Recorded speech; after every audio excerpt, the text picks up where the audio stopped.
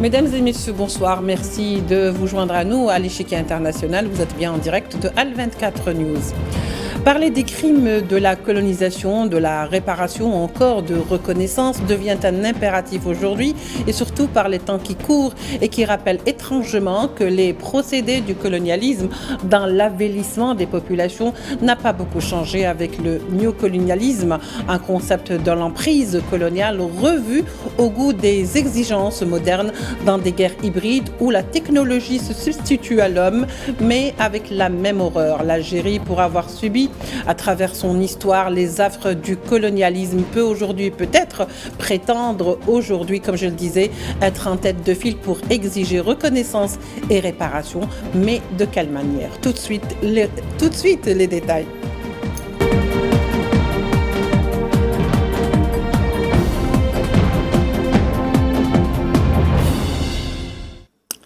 Pour en parler ce soir, nous accueillons avec beaucoup de plaisir Yazid Benoumet. Vous êtes chercheur au CNRS. Vous êtes également membre du laboratoire d'anthropologie sociale au Collège de France. Merci d'être avec nous. Merci à vous. Yazid Benoumet, vous avez quand même publié un article qui était assez long et surtout assez riche, puisque de toute façon, si vous voulez, il cite en grande partie les différentes étapes qu'a vécu le peuple algérien, parce que l'histoire du peuple algérien ne commence pas à partir de la guerre de libération, mais bien avant, quand il y avait les mouvements d'insurrection, signe que le peuple algérien n'avait pas accepté ce fait accompli, qui était donc à l'époque la colonisation française. Et bien entendu, lorsque vous citez certaines batailles qui étaient donc très connues, celle de Larouat en 1852, une bataille peut-être méconnue ou en tous les cas peu connue, puisque il y a des batailles qui n'ont pas été médiatisées, voyez-vous, par rapport à d'autres. Et là, cette insurrection a été, si vous voulez, réprimée dans le sang. Il y a eu de vrais massacres, pour ne pas les nommer. C'est ce qu'on essaye aujourd'hui de rétablir, et surtout avec vous, Yazid Benoumet. Alors, pour commencer, pourquoi cet intérêt à cette partie même de l'histoire et surtout à cette bataille? Alors, bonjour. Alors, d'abord, merci pour l'invitation. Et je passe mes salutations à l'ensemble du public d'Al24 News. Alors, moi, je suis anthropologue, et mon nom est d'ailleurs Benoumet, et non pas Benoumet, mais Benoumet, anthropologue. Alors, pourquoi travailler sur cette question-là? Parce que je me suis rendu compte qu'en fait, en anthropologie, les chercheurs qui travaillent sur l'Afrique du Nord ont très peu finalement travaillé sur les crimes coloniaux. Ça a été plutôt des historiens ou des intellectuels ou des chercheurs algériens qui venaient de différents horizons, pour l'Afrique du Nord en particulier. Et c'était une nécessité parce que d'une certaine manière, toutes les familles, beaucoup de familles, pour toutes les familles algériennes, ont été impactées par les crimes coloniaux d'une manière ou d'une autre. Ça peut être, c'est le cas aussi de ma famille, de mon histoire familiale, mais c'est le cas de plein d'autres familles algériennes. Donc il y avait une nécessité, après plusieurs années à réfléchir à l'anthropologie de l'Afrique du Nord, à m'intéresser davantage à ce sujet-là.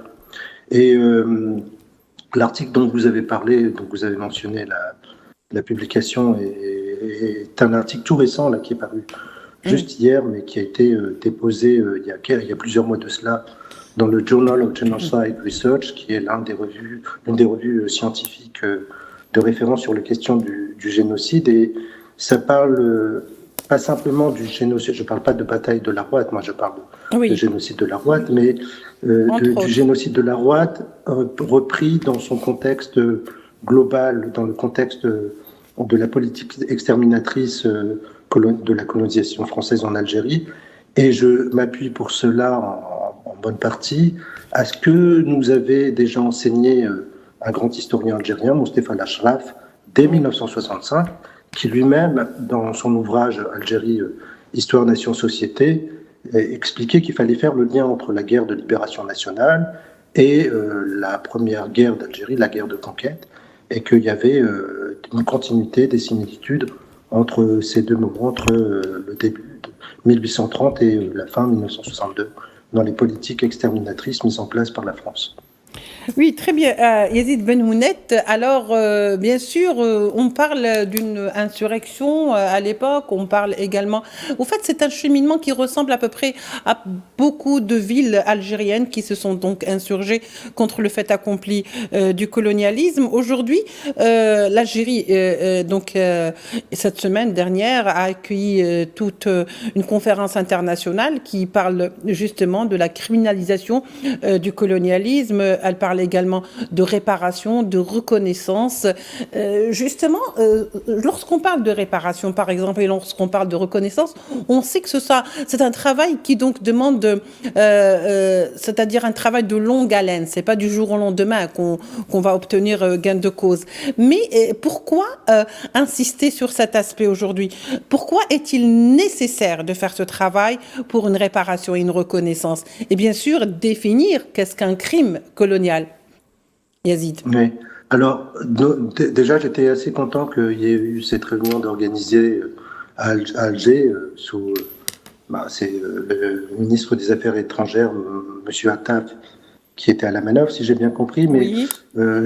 j'aurais aimé avoir davantage d'informations sur le contenu et notamment sur la partie scientifique, mais ça arrivera sans doute parce que il me semblait là que c'était davantage une réunion d'ordre politique pour établir les cadres d'un agenda commun à l'ensemble de l'Afrique pour mettre en avant la question des crimes coloniaux et de leur réparation. Et je pense que c'est une initiative nécessaire, salutaire, qui doit être prolongée, et je trouve bien que ça se passe à Alger et en Algérie en raison de l'histoire de l'Algérie, des nombreux crimes coloniaux, qui sont des crimes imprescriptibles, parce qu'on parle de génocide, de crimes contre l'humanité, de crimes de guerre, qui se sont étalés entre 1830 et 1962, et qui a fait, ne serait-ce sur la première période, entre 1830 et 1875, dans l'article, je reprends des travaux d'historiens, il y a, sur une population estimée à 4 millions en 1830, on en arrive à 2 millions qui a disparu, 1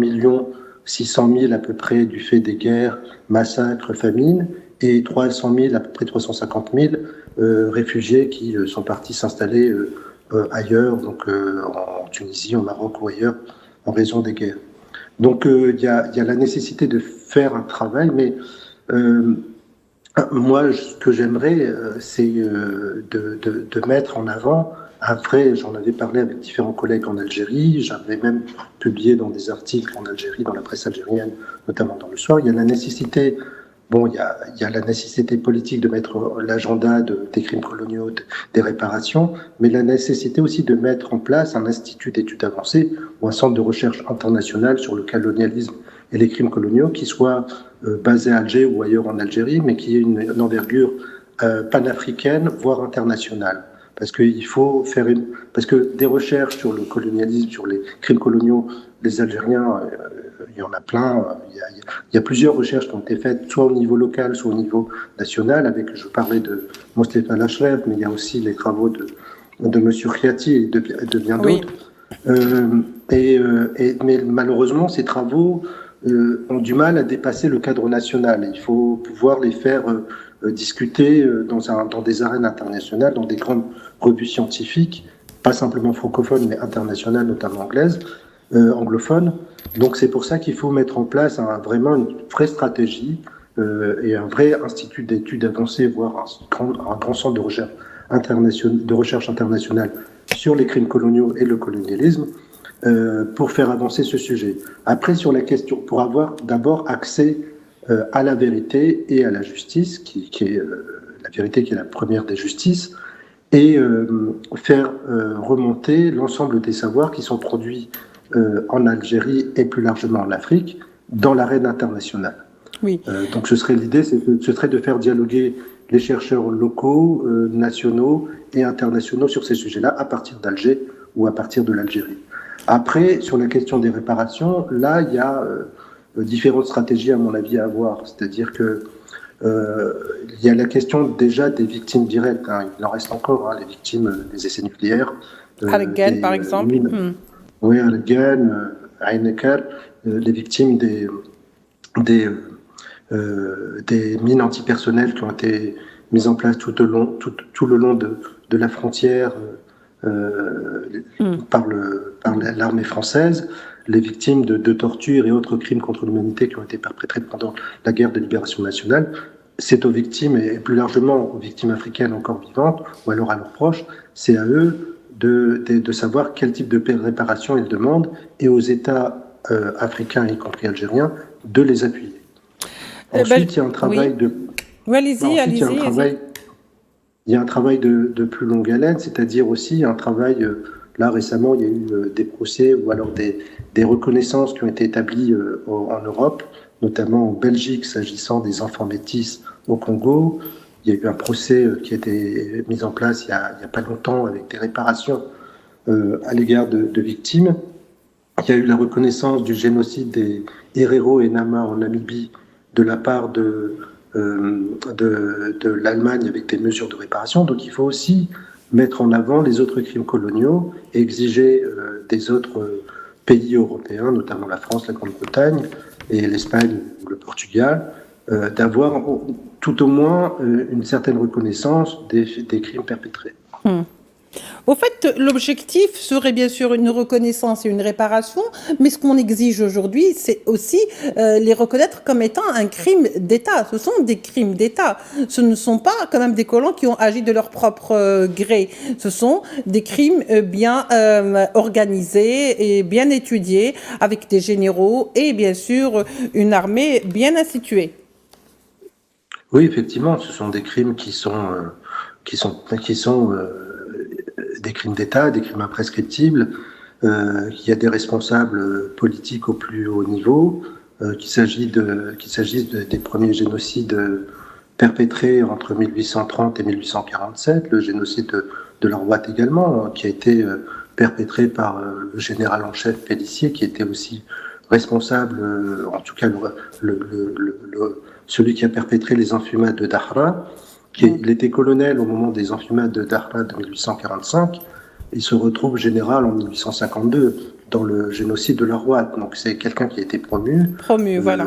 Il y a le général Bugeaud également, plein d'autres. Donc, et puis plus tardivement, pendant la guerre de libération nationale, il y a des responsabilités au plus haut niveau. On sait par exemple que Mitterrand, qui a été président de la République française, a signé lui-même les arrêts de mort de nombreux détenus algériens, dont par exemple qui ont été guillotinés comme Zabana.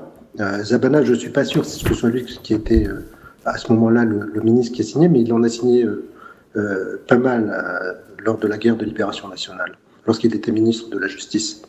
Donc il y a des responsabilités au plus haut sommet de l'État. Il en est de même du plus grand massacre de la Ve République française, le massacre du 17 octobre 1961, qui de mon point de vue est un massacre colonial en plein centre de Paris, de la capitale française. C'est le plus grand massacre de la Ve République. Les autorités françaises reconnaissent à mi-mot l'affaire, reportent toute la responsabilité sous celle de Papon, de Maurice Papon, alors que lui-même agissait sous l'ordre d'un gouvernement, et du gouvernement français de l'époque. Oui, alors pour faire ce travail, justement, Yazid Benoumet, il va falloir peut-être aussi définir, qu'est-ce qui est considéré comme étant un crime de guerre et d'établir les codes. Ensuite, bien sûr, établir les bases juridiques pour faire, bien sûr, ce travail de reconnaissance. Et est-ce que, finalement, le travail de reconnaissance est important dans l'apaisement des âmes ? Oui, le travail de vérité est toujours important pour un chercheur. Il est important pour toute société de savoir ce qui s'est passé, savoir exactement quels ont été les faits établis par l'histoire, les faits véridiques, quelles ont été les conséquences aussi sur les populations. Non, le travail de vérité il est nécessaire, il est incontournable. Surtout sur des sujets aussi graves. Et puis aussi parce que c'est important par rapport à l'actualité. J'ai beaucoup publié sur la Palestine ces derniers mois, sur le génocide en Palestine. Je pense, en tout cas du point de vue du côté français, que l'une des raisons du consentement au massacre de Gaza, pour reprendre l'intitulé de l'ouvrage de Didier Fassin, c'est qu'on est totalement dans le voile colonial et dans le déni colonial en France. Il y a un déni des crimes coloniaux perpétrés par la France en Afrique et notamment en Algérie, qui explique le pourquoi de la manière dont on accepte le premier génocide colonial du XXIe siècle en Palestine. Et il y a à un autre niveau, en parlant des crimes coloniaux actuels, il y a ces dernières années des Sahraouis qui ont été tués par drone par le Maroc, des drones notamment israéliens, et ce sont des victimes du colonialisme du XXIe siècle. Et il y a notamment parmi ces victimes civiles, 2 Algériens qui ont été tués un 1er novembre, il y a 3 ans de cela, si je me souviens bien. Et dernièrement, il y a 2 ans de cela, ou 1 an et demi de cela, un jeune Sahraoui qui s'appelle Alban Sid Alban, 13 ans, qui a été tué par une attaque au drone dans les territoires libérés du Sahara occidental. J'ai rencontré son père il y a quelques mois de cela dans le camp réfugié de Dakhla. Ça a été poignant pour moi parce que je me rends compte qu'au XXIe siècle, on a encore dans ces crimes coloniaux qui sont des crimes qu'on pourrait dire parfaits, c'est-à-dire invisibilisés. Les gens ne sont pas au courant de ce qui se passe. Lui-même, son père, lorsque je m'entretenais avec lui, avait me demandé d'en parler parce que c'est comme si son fils n'avait pas été assassiné par l'armée coloniale marocaine. Parce qu'il y a, notamment au niveau de la MINURSO, la MINURSO n'a pas de mandat c'est la seule mission des Nations Unies qui n'a pas de mandat de veille sur les violations des droits humains. Donc ce crime à l'encontre de son propre fils, 13 ans à l'époque, il y a 2 ans de cela, n'est pas reconnu. Et je pense que l'Algérie et de manière plus générale l'Afrique doivent mettre en place une sorte de task force, une sorte de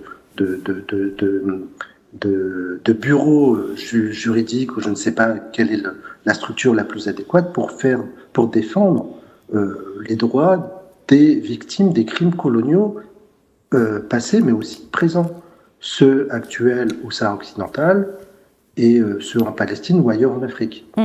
Justement, Yazid Benounet, alors je vais quand même vous citer quelques crimes pour lesquels il y a eu plus ou moins réparation et excuses. Par exemple, les réparations pour les crimes des victimes de l'Holocauste, et ça tout le monde le sait.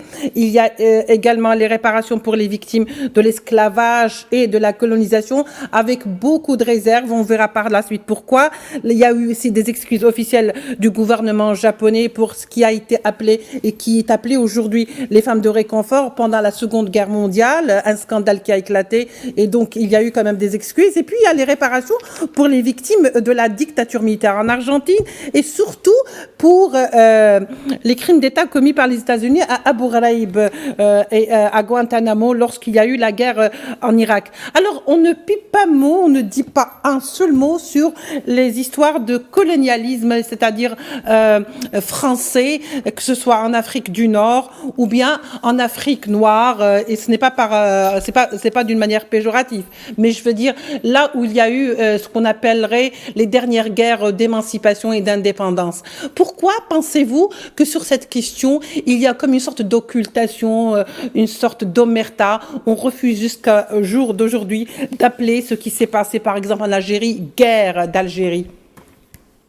Oui, déjà on a des difficultés avec les mots. Oui, moi je préfère parler de guerre de libération nationale, de révolution. Alors, il y a plusieurs raisons à cela. Moi, je pourrais pas vous dire, il y a la volonté, notamment en France, de garder le précaré dans certains pays d'Afrique. Donc, on va éluder certains sujets, on va parler des bienfaits de la colonisation qui est complètement en dehors de l'histoire. Oui, il y a une sorte il y a aussi le fait de ne pas accepter les crimes perpétrés, mais après, il y a aussi, du point de vue des États malheureusement africains, il faut mettre en avant ce sujet dans l'agenda. Et je pense que pendant trop longtemps, beaucoup de pays africains restaient encore sous une certaine tutelle impériale, française ou anglaise ou autre, et n'ont pas osé mettre cela sur le tapis parce que, pour des raisons multiples, notamment le fait d'avoir des intérêts en France ou en Europe. Donc là, c'est aux États africains, bon, je pense que c'est Fanon qui expliquait ça, qu'il ne fallait rien attendre de l'Europe ou de l'Occident s'agissant de la reconnaissance et de la reconnaissance des réparations, même du travail historique à faire. C'est à nous de l'entreprendre, de l'imposer.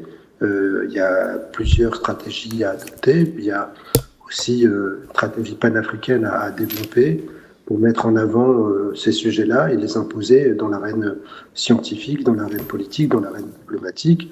Et c'est pour cette raison qu'un institut d'études avancées d'ampleur internationale ou un centre de recherche international à Alger sur ces questions-là serait important de mon point de vue. Pas simplement pour établir les vérités, mais aussi pour donner des éléments qui seront utiles aux diplomates, aux juristes, dans ce combat pour faire reconnaître les crimes coloniaux. Justement, Yazid Benoumet, le ministre des Affaires étrangères, Ahmed Attaf, algérien, avait donc déclaré lors de cette conférence, celle de la commission de paix et de sécurité, du Conseil de paix et de sécurité, que l'Afrique a le droit aujourd'hui, tout le droit de réclamer la reconnaissance officielle et explicite des crimes commis contre ces peuples durant la période coloniale, que la criminalisation juridique internationale sans équivoque ni ambiguïté du colonialisme, car celui-ci, comme l'a qualifié Frantz Fanon, n'est pas une machine à penser ou un corps doué de raison, il est surtout une violence à l'état naturel. Pourquoi est-il aujourd'hui tellement important et impératif que l'Afrique, justement, doit parler d'une seule voix pour juguler, si vous voulez, ses revendications et peut-être lancer les jalons de ce qu'on appellerait un premier pas, même si cela risque d'être de longue haleine? C'est important déjà pour une question de dignité, tout simplement la dignité de nous en tant qu'Africains, en tant qu'Algériens. C'est important vis-à-vis de notre propre histoire, notre propre histoire africaine et de notre propre histoire algérienne. C'est important vis-à-vis de nos anciens, de ceux qui ont vécu les affres du colonialisme, de ceux qui sont tombés martyrs entre 1830 et 1962, voire même après, en raison des affres du colonialisme. Donc, et puis c'est important, si on veut se dégager d'une sorte de tutelle néocoloniale, de mettre en avant ce sujet-là. Il n'y a pas de possibilité d'avoir un partenariat apaisé, un partenariat économique, politique ou géostratégique apaisé si on ne respecte pas les populations africaines, algériennes en particulier, si on ne respecte pas leur histoire, si on ne reconnaît pas les souffrances, leur propre histoire, et si on ne reconnaît pas la base, c'est-à-dire que c'est aux victimes d'exiger des réparations en fonction de ce que le droit ou ce que la norme leur autorise à demander. C'est pas aux anciens pays colonisateurs d'édicter les contours de la réparation. C'est pas aux tortionnaires d'expliquer à la victime quel est son droit. Non, et puis il y a une justice internationale. Il y a mécanismes de réparation qui sont exigés dans le cadre de conflits violents, de massacres, en particulier contre les populations civiles. Il y a tout un arsenal juridique qui existe. C'est aux populations africaines et algériennes en particulier de s'en saisir et puis de promouvoir elles-mêmes aussi leurs propres revendications. Pourquoi pas mettre en place aussi des cours internationales de justice, des cours panafricaines sur les crimes coloniaux. Ça pourrait être aussi un élément à mettre sur la table. Demander pardon pour toutes les souffrances infligées à ce continent africain depuis l'esclavage jusqu'au mouvement de colonisation, si vous voulez, et surtout aux tortures, aux exactions, aux crimes, au génocide, parce qu'il y a eu quand même des génocides, des enfumades, comme le disait Mostafa Khiyati. J'allais dire, est-ce que demander pardon est une réparation? Juste pour conclure, Yazid. 30 secondes. Non, le pardon, ça n'est pas suffisant. N'est pas suffisant. Après, ça dépend. C'est à la victime de décider, de manière générale, c'est à la victime de décider si elle accepte le pardon et de quelle manière le pardon doit être déployé. C'est pas demander le pardon. Non, moi je pense que le plus important en tant que chercheur, c'est de demander déjà la vérité, la justice, la reconnaissance des faits, et puis les réparations, c'est aux États africains, une victime africaine, de savoir quels vont être les critères de réparation. Merci beaucoup Yazid Benhounet. Je rappelle que vous êtes docteur, chercheur en anthropologie sociale et ethnologique. Merci d'avoir été avec nous. On se retrouvera demain pour une autre émission de l'Échiquier international, si Dieu le veut. Au revoir.